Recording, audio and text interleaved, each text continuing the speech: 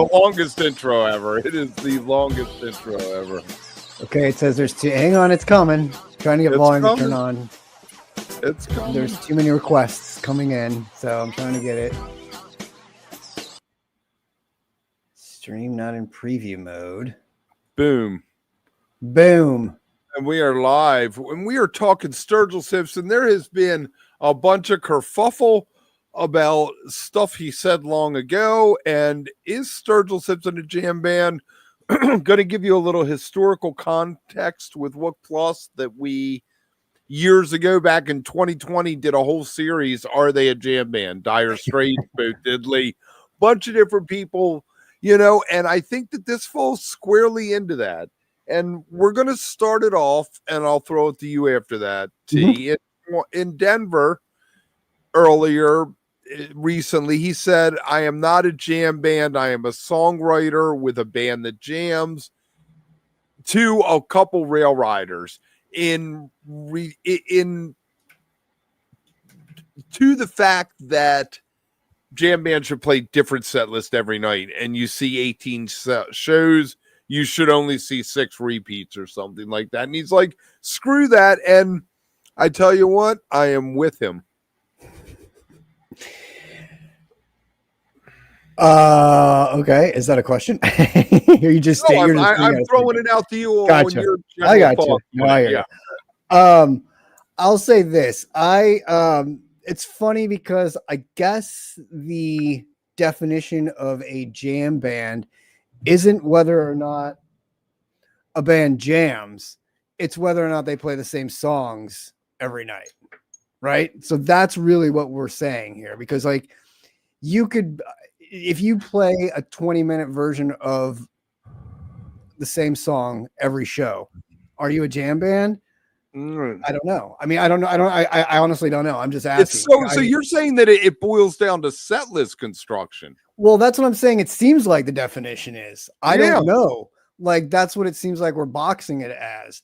I feel like he's kind of right with his statement in that I don't do that. Like, I'm a songwriter, right? Like, I write my songs and I want to play my songs. I want to play whatever I want to play. If that means, like Trey, if I have a new song or a new album, I want to play Evolve 6 times on tour, 5 times this tour. You know what I mean? So we complain about that, or, you know, people complain about that. We'll bring it up that they repeated, but I think it's become such a, like, it became such a thing. The no repeats on a tour or whatever became such a thing. Like, oh, they have so many songs, they don't have to repeat songs. I think these days, let's look at this. That has to change, though. I feel like, Kev, because I feel like bands, one, that don't have all those songs to choose from and still jam, you know, like you have to build your like Tabor's Choice, for instance, they only have a select group of songs. So when you go on tour to see them, you're kind of seeing, granted, you might hear the same song every night, but you're going to hear it the next night or the next night after the next night on tour because they don't have that much. What's up, Joe? What is up? I like that picture, the Steal Your Face picture. So I don't know. And they're still, and I wouldn't not call them a jam band because they're a jam band. Like, they jam those songs. So I think the thing that, as we always do as a community, get up in arms about things whenever anybody says anything good or bad about us. We have to fight about something or find something to pick someone apart about or something. And I feel like he was very honest on what he said. He's like, look, don't come to these shows expecting to hear a different set every night. Right. You come to these shows expecting to get down and to have a good time and me to play my ass off. But what you get is no talking for 3 hours. He comes out and says, we got 3 hours. Let's do this. Extended improvisations, reinterpreting his own songs, incredible covers, little segues into other songs. We got Cherub Rock the other night. We got Bulls on Parade popped up the other night. Little China Cat popped up the other night. I mean, that is what I think is one of the layers to being a jam band. But I think you're right with the set list. It's this demanding that we have to have the same set list. When I talked to Ryan from Humphreys and Joel, we were talking about, do you want to have a hit song? And, you know, the complications of having a hit song. And Ryan was like, I'd love to play the same songs every night. we have a new song. It's our new thing. We want to play it. Why do we have to wait every 4 nights? Right. I feel like the catch to that question though is like, you know, like what happened with Spin Doctors, right? Like you get a hit song, then all of a sudden you're kind of known for that hit song, and next thing you know, you have moms and their kids at your shows next to the spun out guy who's there for the jams, and now you've like crossed these streams that you didn't mean to cross, and how do you deal with that? And I feel like, to Sturgill's point, I feel like he's kind of trying to not get pigeonholed into being a jam band when he wants to play and experiment doing rock and roll, country, whatever else he wants to play, and do those things, and then still be able to show up and open for the Dead or play with Bobby down in Mexico or do whatever. The fact that let me ask you this. And out of those, that's pretty impressive. When I think of a jam band, and we spoke to Mike Ayers about the jam band phenomena and things like that, and we touched a little bit on Zero being like a bridge thing, but the Allman Brothers, Neil Young and Crazy Horse were never considered jam bands, but they had extended solos, they had improvisations, they had great songwriting.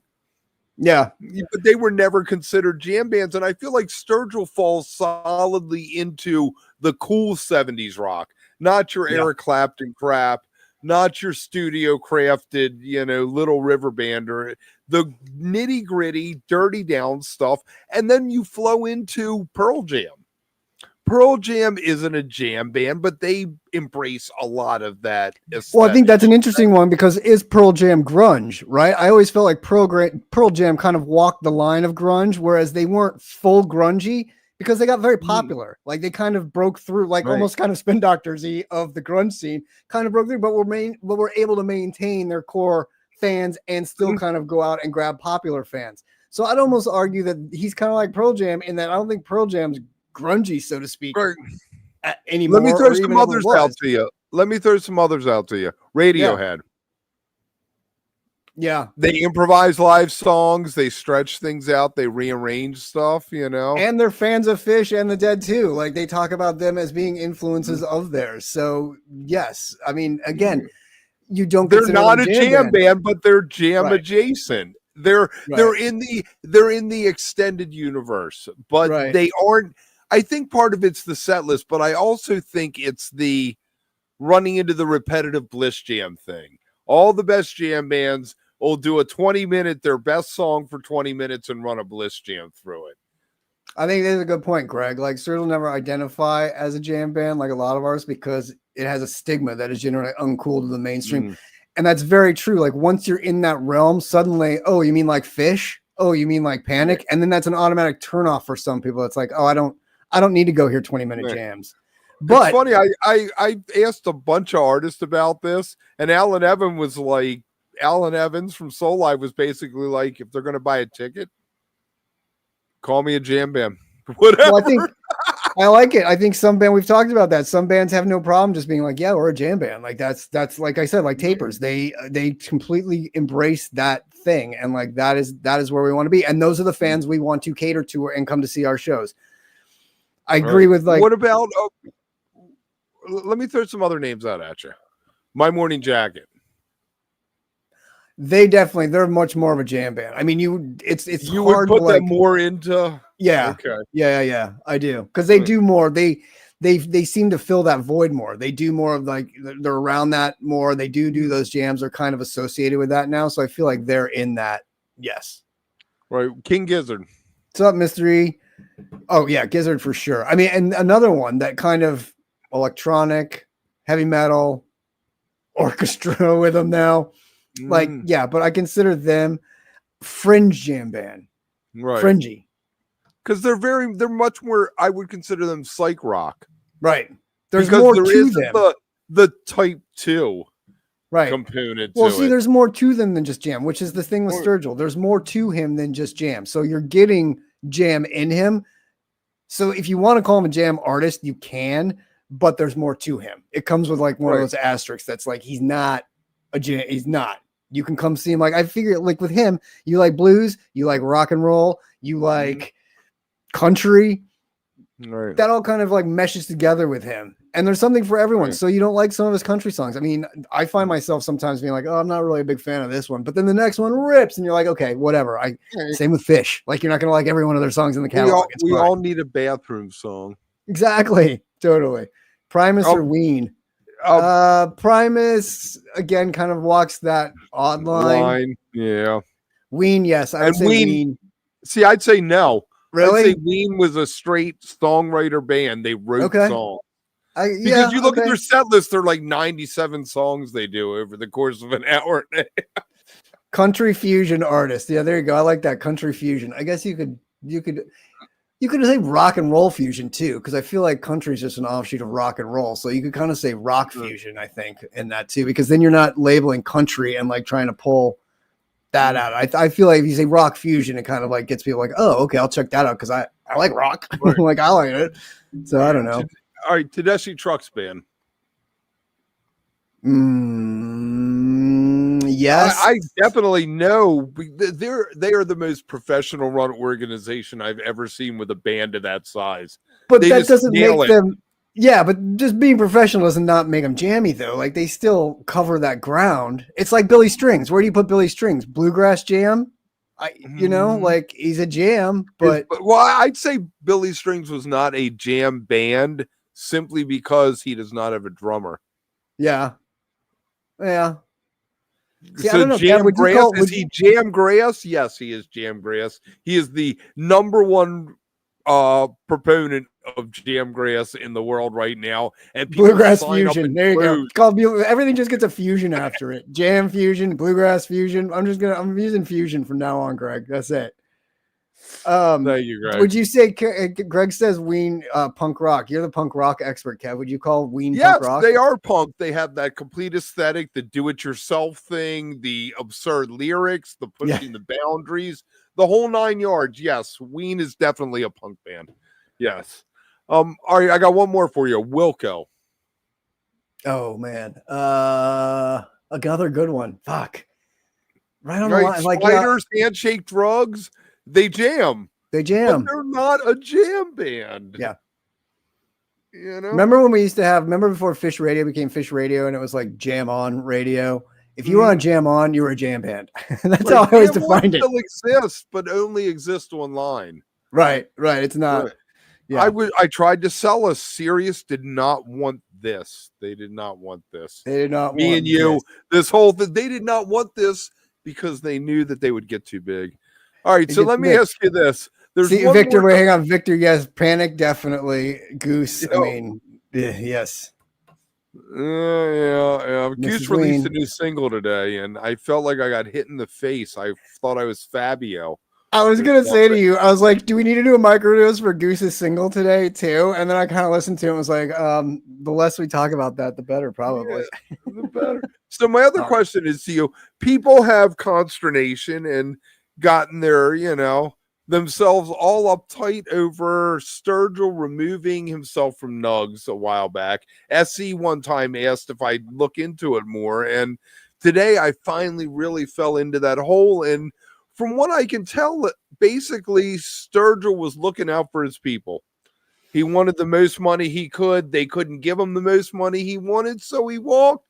And people, look down on that. And if you're an artist in today's world, the middleman is taking 60%, it seems like, between the consumer buying the ticket and the artist getting anything out of it on the other end. I have no problem with him taking his shit where he wants to put it and whatever. Like, that's fine. I don't have any issue with that. If he doesn't want to be on Nugs, good for you. Don't be on Nugs. Like, I completely agree with that. We will come over and stream you every night. I feel like Nugs isn't, like hearing Brad's story about how it began and like being the tape trading thing and whatever to what it became. I don't think it's kind of become, it's kind of like it became the evil that it didn't want to, that it fought against at first, because it had to.